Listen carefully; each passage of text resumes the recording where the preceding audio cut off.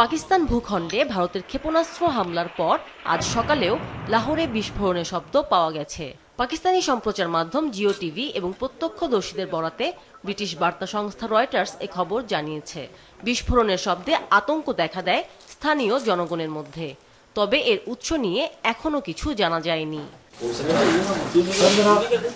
ভারত ও পাকিস্তানের নেতাদের প্রতি চলমান উত্তেজনা কমিয়ে আনার আহ্বান জানিয়েছেন শান্তিতে নোবেল জয়ী মালালা ইউসুফজাই। সামাজিক যোগাযোগ মাধ্যম এক্সে এক পোস্টে মালালা লিখেন, আমরা একে অপরের শত্রু নই, ঘৃণা ও সহিংসতা আমাদের সাধারণ শত্রু। চলমান উত্তেজনার কারণে পাকিস্তানের করাচি, লাহোর ও শিয়ালকোট বিমানবন্দর দুপুর 12টা পর্যন্ত বন্ধ ঘোষণা করা হয়েছে। অন্যদিকে আগামী 10ই মে পর্যন্ত 20টির বেশি বিমানবন্দর বন্ধ ঘোষণা করেছে ভারত। রাজস্থান, পাঞ্জাব সীমান্তের বেশ কয়েকটি স্কুলও বন্ধ রয়েছে। বিনা উস্কানিতে ভারতীয় হামলার নিন্দা জানিয়েছে সাবেক প্রধানমন্ত্রী ইমরান খানের দল পাকিস্তান তেহরিকি ইনসাফ।